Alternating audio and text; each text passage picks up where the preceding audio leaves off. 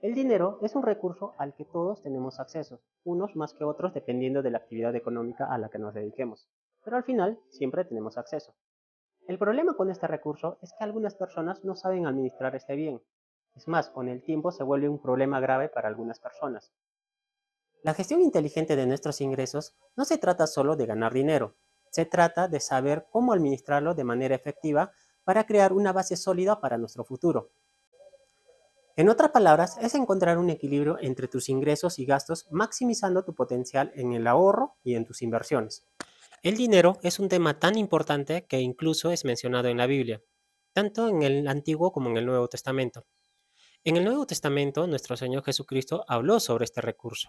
Muchos se sorprenderían al saber que Jesús habló sobre el dinero más veces que del cielo y del infierno. Es más, habló más del dinero que de cualquier otro tema.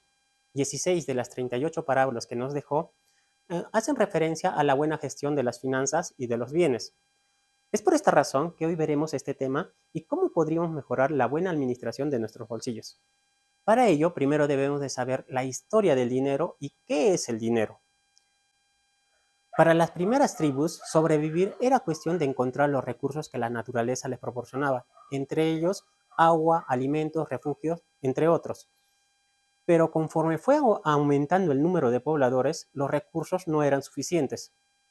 Por esta razón es que aprendieron a cultivar plantas, a criar animales, a crear utensilios, ropa, entre otros.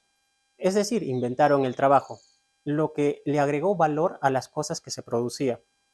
En las comunidades primitivas, todo lo que se producía se repartía equitativamente. Sucedía que todas las tribus no producían lo mismo. Entonces sucedió o apareció el famoso trueque, donde podían intercambiar los bienes que producía una tribu con otra tribu. No pasó mucho tiempo para que surgieran problemas por este tipo de transacciones, ya que las diferentes tribus que existían en ese entonces se dedicaban a las diferentes actividades de producción. Por ejemplo, una tribu A que se dedicaba a la agricultura quería hacer transacciones con una tribu B que se dedicaba a la cría de animales. En ciertos periodos del año, pues no podían realizar estas transacciones porque no necesariamente lo que producía la tribu A en ese momento la tribu B lo necesitaba. Entonces, ahí surgieron estos problemas por el trueque. Y para resolver este problema, pues entre ellos inventaron el dinero, pero no el dinero como nosotros lo conocemos actualmente. Por ejemplo, en África se inventó o el dinero que se inventó fueron las conchas de colores que se extraía del mar. En Mesoamérica fueron las semillas de cacao. En Europa se pagaba con la sal, de ahí la palabra salario. Y en las islas de Rap, pues se pagaba con piedras talladas, las famosas piedras Ray. Entonces, en lo general, casi en todas las culturas se inventó el dinero, pero el dinero que más se extendió fue el oro y los metales preciosos. Con estos metales en China se empezó a elaborar monedas. Durante el siglo XI, durante la dinastía Song, pues las monedas empezaron a ser engorrosos por su manera de almacenaje. Es por esta la razón que el emperador de ese entonces se ofreció a guardar las monedas de las personas en sus arcas y a cambio de ellos les daba un vale que representaba pues todas las monedas que ellos tenían guardados. Entonces ahí es donde nace el papel billete, que representaba dinero o mercancía. El viajero Marco Polo, cuando estuvo en China, vio este tipo de transacciones y fue él quien llevó esta idea a Italia. En Italia ya habían mercaderes especializados en guardar e intercambiar monedas y también hacer préstamos. De ahora en adelante, pues estos mercaderes recibían las monedas del público y entregaban un documento similar a lo que se hacía en China. Estos mercaderes hacían sus negocios en bancas y hasta la fecha nosotros les llamamos bancos. En algún momento las personas, en vez de ir a cobrar sus monedas, empezaron a pagar sus deudas con estos tipos de papeles, ya que eran tan válidos como el oro que representaban y más prácticos. En toda Europa se extendió este tipo de transacciones. El uso del papel moneda se extendió por toda Europa. Durante muchísimo tiempo, cada banco imprimía sus propios billetes, pero empezaron a surgir nuevos problemas, como por ejemplo, unos bancos no aceptaban los billetes de otro banco. Es más, a veces no estaban de acuerdo con el valor que representaban estos billetes. Por eso, en el siglo XVII nace en Ámsterdam el primer Banco Central de Reserva, una organización encargada de regular el valor del dinero. Actualmente, cada país cuenta con un Banco Central de Reserva. Es la única institución encargada de imprimir el dinero. Y hasta hace poco tiempo, ese dinero representaba el oro de las reservas. Eso lo hacía más confiable. Pero al mismo tiempo frenaban el desarrollo de nuevas economías, ya que en tiempos difíciles los hombres que tenían más dinero preferían mantenerlo en oro que invertirlo en el emprendimiento de nuevos negocios. Después de la Segunda Guerra Mundial, la reserva de oro más grande del mundo la tenía Estados Unidos, ya que los demás países se encontraban endeudados. Entonces, los países, en vez de respaldar su dinero en oro, la libra, el franco, el marco, decidieron respaldar su dinero en dólares. La economía mundial prácticamente dependía de esta moneda. Pero en 1965 los franceses decidieron cambiar sus dólares por oro y llevárselo. Eso incitó a que otros países también hicieran lo mismo. Es por eso que la economía pues entró en una crisis en esas fechas. Así que en 1971 los norteamericanos decidieron que su moneda ya no dependería del oro, dependería del valor que le daba el mercado. Pero la mayor parte de los países siguieron respaldando sus monedas en el dólar y dejando que la oferta y la demanda decidieran cuánto valía. Por eso, ahora ya no tenemos dinero mercancía, tenemos dinero fiat. ¿Y qué significa esto? Significa que tenemos fe que nuestro dinero podemos intercambiarlo por bienes y servicios.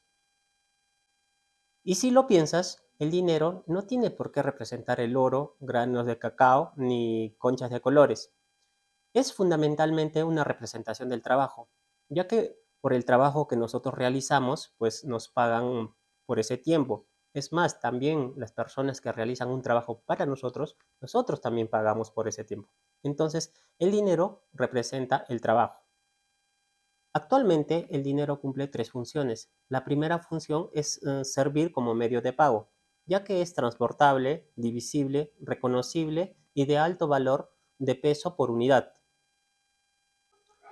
La segunda función del dinero es ser depósito de valor, ya que es ahorrable, almacenable y perdurable. Ahora ya sabes la historia del dinero y qué representa. A continuación, vamos a ver las 7 claves para una buena administración de nuestros bolsillos. 1. Conciencia financiera. Un primer paso hacia una gestión inteligente de nuestros bolsillos es tomar en cuenta o tomar conciencia en qué situación actual nos encontramos financieramente.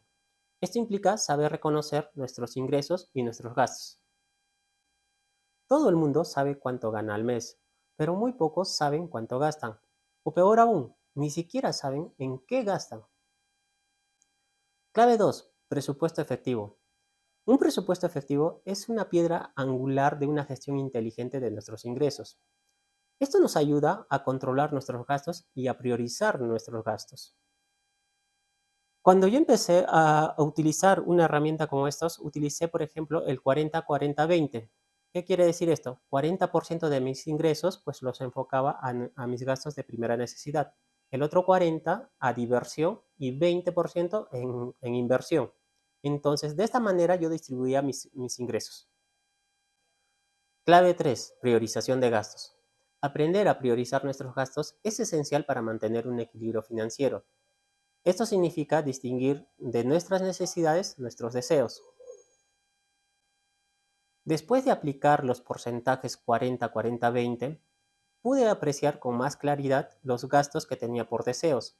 Empecé a reducirlos y de esta manera obtuve mayor porcentaje para poder invertir. De esta manera empecé a priorizar mis gastos. Al aplicar las tres primeras claves, le va a traer consecuencias positivas, como por ejemplo el ahorro, que es la cuarta clave de la cual vamos a hablar ahora.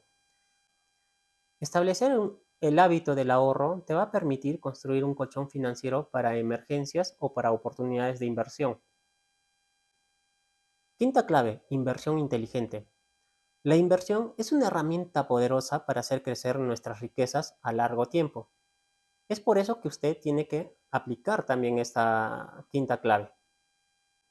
Sexta clave, planificación a largo plazo. No te limites a vivir el día a día. Piensa en grande y planifica para el futuro. Esto significa establecer objetivos financieros a largo plazo, como por ejemplo la jubilación o la compra de una casa. Así es que no te limites y toma en cuenta esta clave. Séptima clave, educación financiera continua. El mundo financiero está en constante evolución, así es que usted tiene que mantenerse informado y educado sobre este tema. Les recomiendo que lea libros, siga páginas financieras, siga podcasts y si tiene la oportunidad, pues capacítese o asiste a seminarios referente a este tema. Esas son las 7 claves que yo le recomiendo para una buena gestión de su bolsillo. En resumen, una buena administración de nuestros bolsillos es el camino hacia una vida financiera equilibrada y satisfactoria. Al aplicar las claves que le he mencionado, usted va a tener el control de sus finanzas, va a obtener un mejor futuro y llegar a sus sueños, aspiraciones con confianza y seguridad. Con esto finaliza el tema del día de hoy. Bueno, me despido, sino antes hacerte recordar que te suscribas al canal y actives las notificaciones para que seas uno de los primeros en recibir el siguiente contenido.